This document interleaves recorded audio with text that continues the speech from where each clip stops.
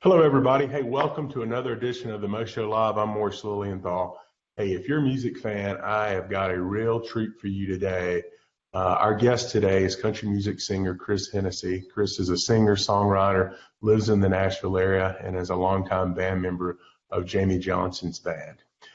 Chris has recently dropped a new single from his latest album, Wrong Into the Rainbow, in which Jamie sings vocals on this lead song here, Wrong Into the Rainbow. And I'm really excited to have Chris on the show today. Chris is an old college buddy of mine, and I'm really excited to connect with Chris, share Chris's talents with you, talk a little bit about the music industry, talk a little bit about his career, and really kind of reconnect with Chris through Facebook Live and share his latest single with you. And I think you're going to be really impressed by what a talent Chris is. Chris, thanks so much for taking time. I know with dropping this new song, you got a lot on your plate, and I'm really appreciate you taking time to speak to me. How are you doing, buddy? Big Mo, it's good to see you, man. It's been a long time, and it's good to hear your voice and see your face, man. You haven't changed a bit.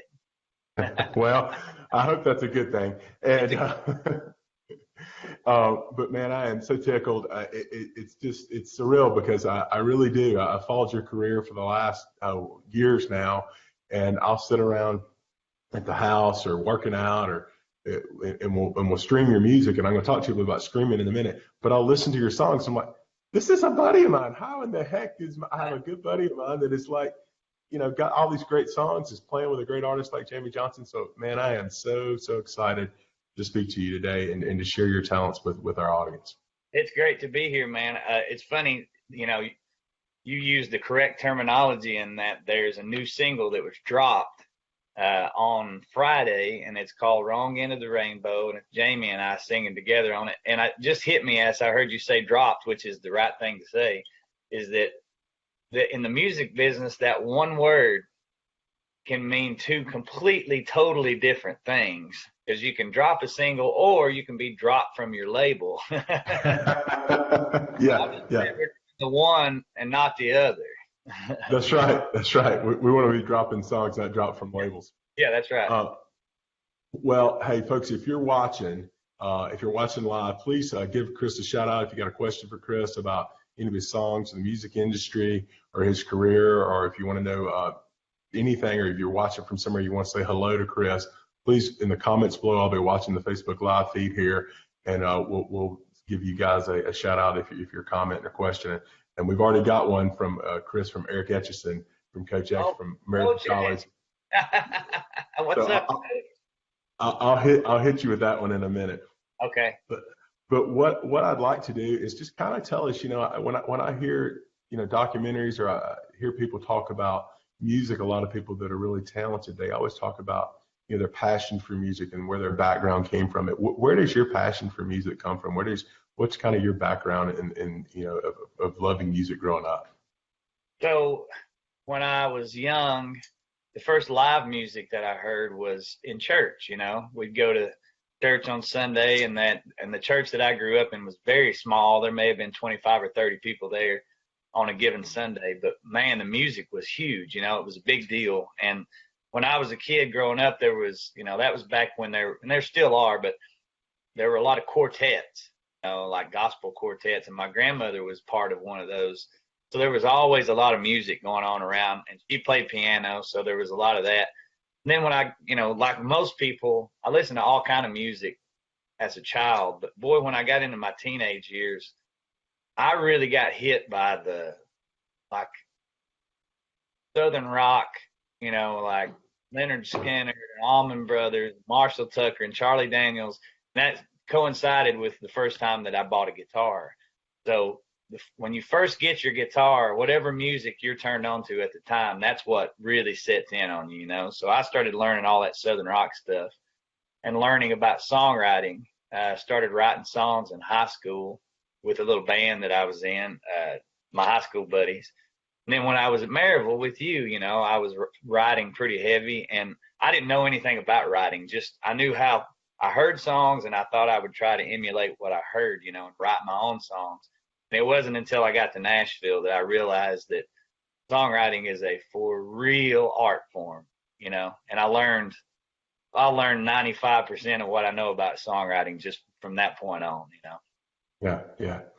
Well, I think a lot of people, form their love for music based upon, their family connections or what they heard growing up, and then that, out of those roots forms, I think for a lot of musicians, what you talk about, and I hear that Southern rock kind of country mix in a lot of your songs, like the Waylon Jennings song, for example. I hear that in that song. It's one of my favorites, and so, I can see that connection and that those roots coming out of you in a lot of the songs that I love to listen to that you sing. Yeah.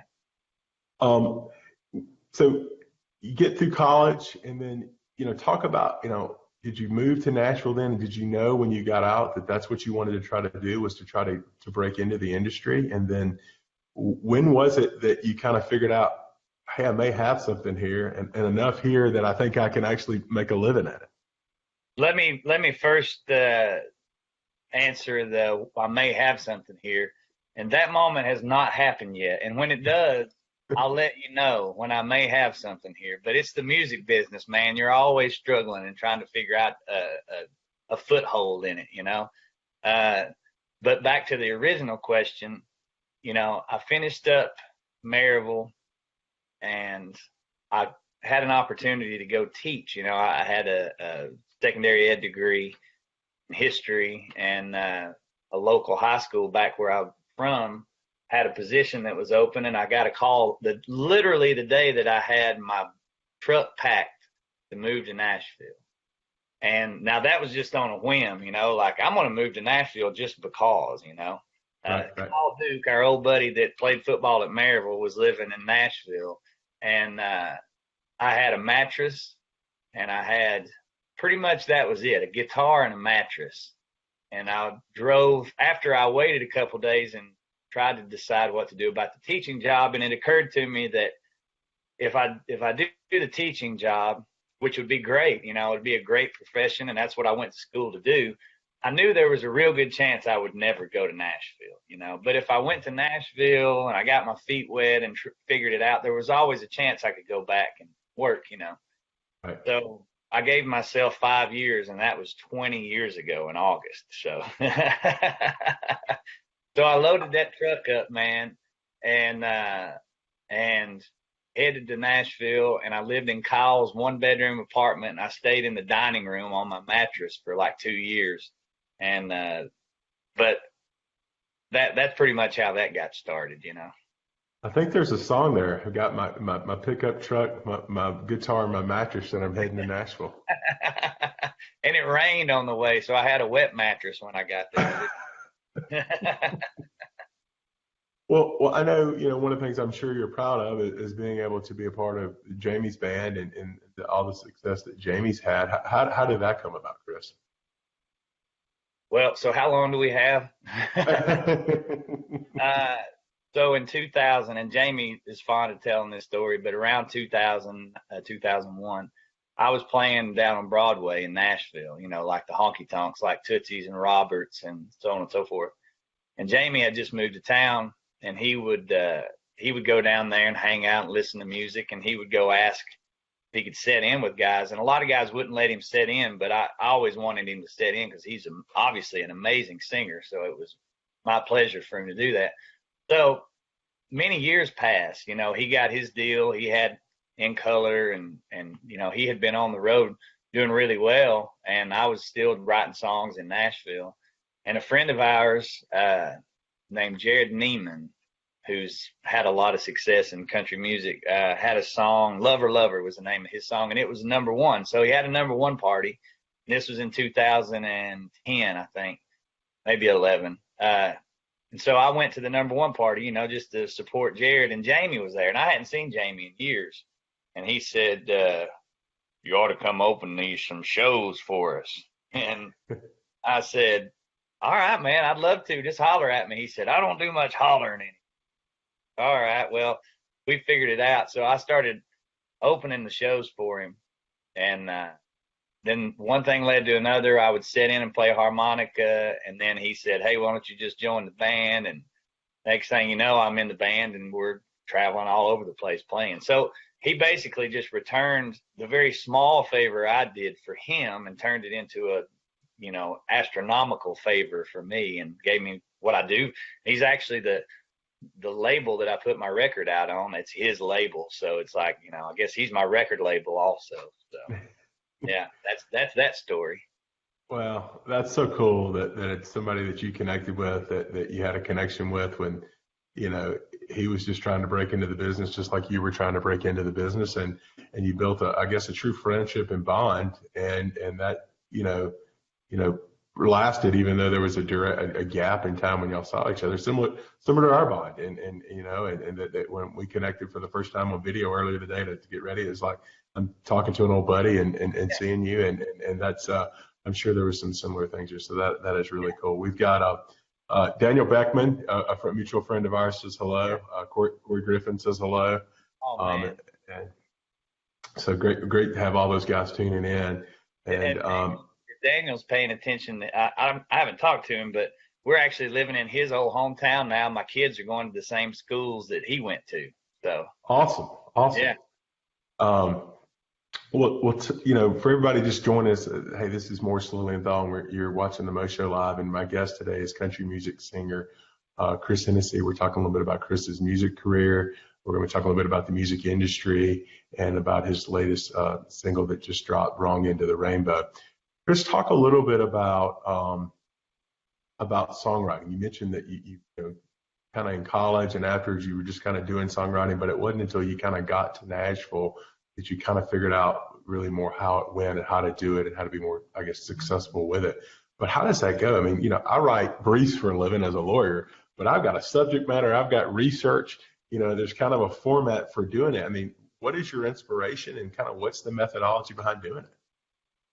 Oh man, there's a book's worth of material to speak about right there. But when I first moved to Nashville, I guess you could argue anybody can write a song. I mean, you just string some words together. You don't even have to have lyrics. You could write music, But I didn't really understand songwriting until I started working at the Bluebird Cafe. When I first moved to town, it's like 98, 99. And I got a job as the host at the Bluebird. So I would be at the front door and I would seat people. And then when the music would start, I would sit and listen. And man, it was the best songwriters in the world in there. I mean, and they would start playing songs that I knew, from the radio, big hit songs. But they would also play songs you never heard and think, man, that's the best song I've ever heard. And it's never been cut or anything, And you start listening and pay attention to how first of all, their subject matter, but second of all, how they string words together.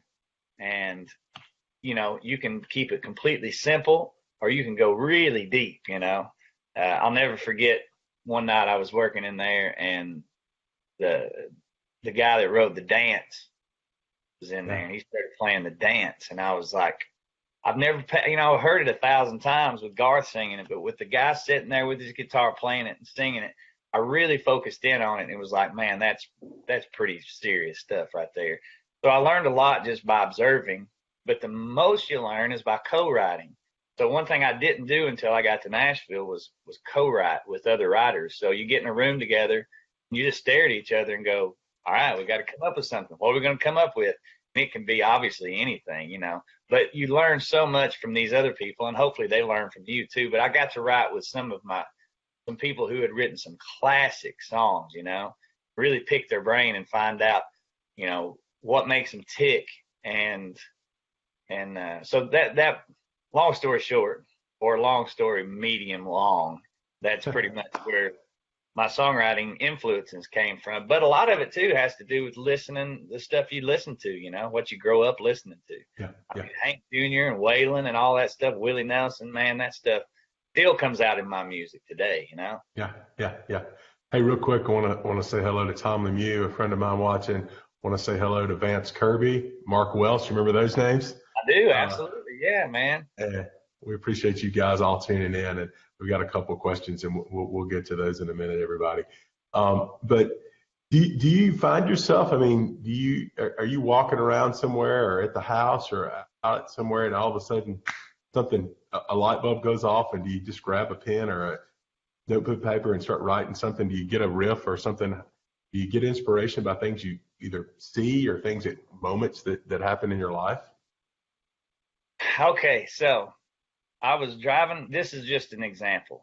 Okay. I also drive the tour bus because we're riding down the road for 15 hours and you're asleep for 7 or 8, and then you got 4, 5, 6 hours to just sit there. So I was like, I'm gonna get my CDL and drive this bus. So I'm driving the bus going out west somewhere. I don't remember where we were going. The guy sitting beside me got a phone call. So he put it on speakerphone. And now this was about 2 weeks after the Las Vegas shooting. So this was a big topic. The guy got the phone call and it was about that topic. And when my other buddy that was on the other end of the line was hanging up, he said, you know what this world needs is a few more gospel songs. So as soon as he said that, man, you know, he might have said that 10 other times and I not pay any attention, but for some reason it hit me right that minute. And I pulled the bus over and I went to the back lounge, and this was not rehearsed, by the way, anybody watching. I just happened to have a guitar sitting by me. I said, we could use a few more gospel songs. And then you're like, well, what else are you going to say? A whole lot more right and a lot less wrong. A little hope we could hang your hat on. We could use a few more gospel songs. Anyways, you write that verse and then you write 2 or 3 more verses and a chorus and you got a song. So that's awesome. Go back to your original question. Yes, you can get inspired right there on the spot sometimes, but then sometimes you got to toil over a song for a year before you get it finished. That's cool, Chris. That's really cool. It sounds like that might be a really good song too. It's on my new record, by the way. Yeah. Okay. Awesome, man. Awesome. Well, so one of the things, you know, that I wanted to kind of touch on, and I kind of asked you a little bit about this, and one of the questions that I'll ask you from one of our audience members is on this kind of somewhat on this topic is, you know, you mentioned a while ago you've been in the industry for 20 years now, and you've gone from CDs, I guess, maybe even tapes, cassette tapes, or then cassette tape CDs coming out, to now, you know, streaming music, digital downloads. How has that changed things for an artist like you, or even things for somebody, an artist on the scale of Jamie's level? I've got to imagine that, you know, and that's kind of changed how when you record things and what you're trying to do in terms of monetizing it and or getting your name out into the arena. The main thing it changes is who you need to get to know, because what I mean by that is it has gone so far over my head, I can't keep up with it anymore, but I know people who can. Yeah. Well, I've got to make sure that I'm surrounded by the right people, and I've got a guy that's working with me on this record that's doing an amazing job, and it's mostly got to do with social media, you know, keeping people in the loop. Yeah. Again, a book's worth of conversation right there, but when I first moved to Nashville, I had a cassette tape that I did. The guy that we went to college with named Lodge McCammon, I went to his house and we recorded some stuff. I moved to Nashville, parked at the end of Music Row, which is 16th and 17th Avenue, and it's about a mile one way and a mile back the other way. I took my manila folder, I put my picture in it and my cassette tape, and I walked and knocked on every door down the street and then back down. And I handed whoever would take it, I handed them my cassette tape. That didn't work out so well, but I tried. You know, that's what you had to do back then, and that was right on the back end of that kind of stuff. Well, now, you know, they'll come to you if you're a young artist and you've got a YouTube page and there's, you know, thousands of followers and so on and so forth. You're kind of doing the label's work for them now, but that doesn't even answer to the streaming. And I mean, CDs are, you know, obviously obsolete at this point. And from what I understand, you know, selling downloads is becoming obsolete, you know, with Spotify and Pandora and that kind of stuff. So it's a completely different marketing scheme. And I learned a few years ago that rather than to try to beat my head against the wall and figure this stuff out, I'm going to write songs, I'm going to record songs, and I'm going to perform songs, and I'm going to leave all that stuff to people that know what they're doing. Yeah, yeah. Well, know your strengths, know your weaknesses, Right. and play to your strengths. And that's true in any industry or profession. And that's you're good at singing songs and good at writing songs, and play to those strengths and let the chips fall where they may. I will say Uh, this though, there's never been a better time for an artist to succeed without having to go through the record labels and the jump through the hoops that they've had to jump through so many years. You can actually pull this stuff off now on your own. And I would yeah, encourage many people, if you're out there and you're an aspiring singer songwriter, put more faith in yourself than you do anybody else, because there was a day where you had to put faith in the labels and you had to put faith into the radio stations and to the program directors. But now put faith in yourself, get online and put that stuff out there and let it build it on its own. It's a good time for people to do that. So yeah. Well, that's great advice. That was one of the things I wanted to touch on, was what suggestions you had. And that was Bernard Nomberg, a friend of mine, was watching, kind of had a question about, should people, go the traditional route, or should people try to maybe use social media to kind of get the thing out there? And it seems like that would be a good option for doing it, because I'll see people in some of my social media feeds, and I'll catch on to somebody's music, and I'm like, that's really good. Or somebody even just doing coverage of somebody else's, and I'm like, holy smokes, this guy or this gal is just phenomenal. How come I've never heard of them? right. And they, enough people have that same experience, and you can all see how a video or something can go viral pretty quickly. Yeah. You could actually get some traction with it. For me, it's so cool because, I saw that the album, dropped last week, or the lead name title album. And man, I pull up this thing right here, and I got Spotify on it, man. And I'm like, let me see if that's on Spotify yet. And boom, I'm listening to your latest album, and I'm streaming it in the car. I'm out by the pool chilling, and I got you, singing to me while I'm getting in the pool with my kid, man. It's awesome. That's great. And that's where we're at now. You don't have to drive out to the tape store or to Walmart and purchase it, which there's good and bad to all of it. I miss those days. I miss the day of having a physical, product in my hand and reading it and looking at it and listening to it. Yeah, But, yeah. it is what it is. It's this day and age. Well, tell people a little bit about the single that just dropped in this new album. We've kind of been talking about it in passing, but kind of dig in a little bit and tell us a little bit more about Wrong End of the Rainbow, the single that was just released, and the album itself. Okay. When it comes to making records, I just make records because I just love it so much, man. I just love going in the studio, getting with the guys, making music. The writing of the songs can be a little tedious, and that's the hardest part when it's all said and done. And then picking out which ones are the ones worthy of getting on the record. But once you've got that, man, the studio stuff is great. So I booked a session in January. That's when we started this thing. And my buddy Moose's house, Moose Brown, he's a producer, piano player, been in town for many years. And he was one of the co-producers on Jamie's first record that did so well. And we went in and recorded it. And then a couple of months later, we tracked Jamie down to get in and sing on this first single, Wrong End of the Rainbow. And then lo and behold, the name of the album is Ramble.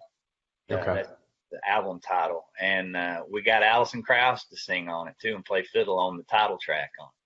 Wow. When I say we, it was just me begging her, please come and sing on my record, But she was just so amazing. She just is mind blowing. And in the studio, she's a ball of laughs. She's so much fun.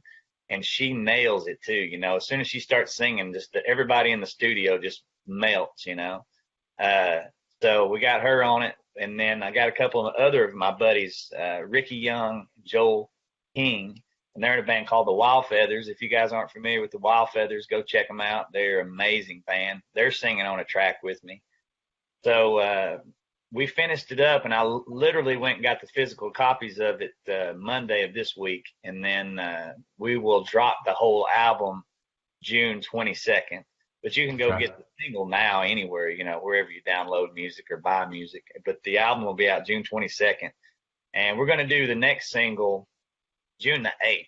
So we're not putting a lot of time out between them. We're just going to put the next one out, let you pre-order the record on June the 8th, and it's going to be, the single's going to be Ramble, the one that has Allison on it. So I'm excited to get that out in the world. Yeah. Man, how cool that you're able to collaborate with these phenomenal musicians. What is that like, Chris? I mean, is your mind blown when you get on stage for the first time with somebody like Alison Krauss? I know you've had the honor to, I think, be on stage with Willie Nelson, and I think I was reading some stuff and some other big celebrities. How cool is that? It leaves you speechless. First gig I did with Jamie was Farm Aid. So that's mind blowing enough. The second gig was on the Letterman show with Alison Krauss. Holy smokes. That seemed like such a dream. I don't really even remember all of that. And then the third one I did was at the Ryman Auditorium, and that's when Jamie was doing the Hank Cochran tribute show. And that was Ronnie Dunn, Allison, Emmylou Harris, and then Willie came out also for that one. So that's the first 3 gigs I did with him, you know. So that set the bar pretty high. But yeah, it's mind blowing. And then to hear your song and then to hear Alison Krauss singing harmony with you on it, I'm still like a kid with that, you know. It's still it amazes me to this day. So yeah, that's cool. And I know it's got to be cool because I saw a post on social media, I think the last couple of days, either you or somebody you shared's post, riding down the road, and I think on XM Country, there's your your new single out there. That's got to be pretty cool to turn on the radio and hear yourself. It's great, man. And those guys are so cool to do that. I mean, it's really hard, there's so many people trying to get on those stations and stuff like Sirius, Outlaw, and they're so cool. And man, I got hats off to Jamie because he's done a lot for me on this. He's really made some calls and done a lot for me. So I got to really give credit to him too, Well, that's awesome, man. And it's really cool that you appreciate that. And you guys have stayed good friends, and he's helping you trying to get your name out there as well. So, Coach Etchison earlier asked, I thought I'd give you, this must be a funny story, and I'll let you decide whether you should answer or not. But he said, ask Chris what happened in the Cincinnati Reds batting cage. All right. So I'm not going to go into too much. Coach Etch, first of all, I apologize for the display that I put online. So we've got a friend named Homer Bailey, who's one of the best pitchers in the majors, he's had a couple of no-hitters. Like he's a stud, you know what I mean? So I've been joking and saying, well, Homer struck me out. It wasn't that big a deal, but he was feeding it into a pitching machine. So, so it's the first time I had seen a curveball in 22 years. So give me a break, But I kind of swung and missed repeatedly. But Coach Etch is my man, and he can back me up that I used to be able to hit the curveball and the fastball. So that's awesome, man. Well, as we wrap up, I want to be cognizant of your time and appreciative of your time. Anything you could play us going out on the new album or one of your favorites from one of your other albums or something before we wrap up? Sure, absolutely. And before I get out, and I want to say, first of all, thank you. I really appreciate you taking your time to talk to me, man. It's been a lot of fun catching up with you. And I appreciate what you're doing. And also, when I started making this record, I wanted to make a point to every time I got the opportunity to be on a microphone or in front of a crowd to just share my quick testimony and say that, man, I would not be able to do any of this stuff, but it's been a blessing from God that he has put me in a very strange situation to testify. I'm a country music singer, and we're in a lot of different kind of bars and clubs that we're playing these gigs, but every time that I get in front of the microphone in front of a crowd, I just want to say that, it was by the grace of Jesus, that I'm able to do the things I'm able to do. And I'm just so thankful for the ability and the opportunity to get out in front of people and say his name, So I have to throw that out. This is, I'll play you the song that Allison's singing with me. And unfortunately, I don't think she's going to come in and sing with me on this particular version. Oh, you don't want me singing with you either, so. This is the title song. Ramble. This world gives you more than you can. Get on those two wheels and fly to outer space. Like you're in a one-man race. Never think about tomorrow. Take still you borrow and gamble. Gamble with your love like you feel.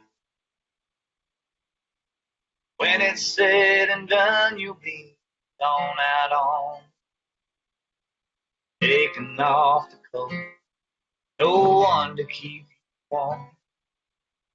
Yes, you were born to ramble.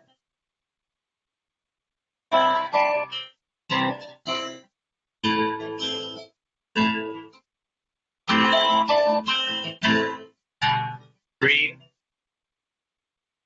Say all you ever wanted was freedom. But is it worth the cost of never calling one place home? Always gone, gone, gone. Nowhere to rest your bones. Yet you keep on believing. Believing in some kind of magic potion. One that makes you feel like you ain't ever gonna die. Makes you cry, then leaves you at hate.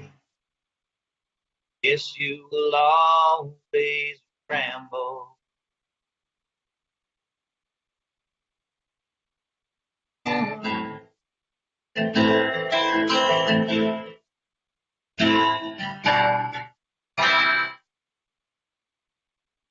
Awesome, man.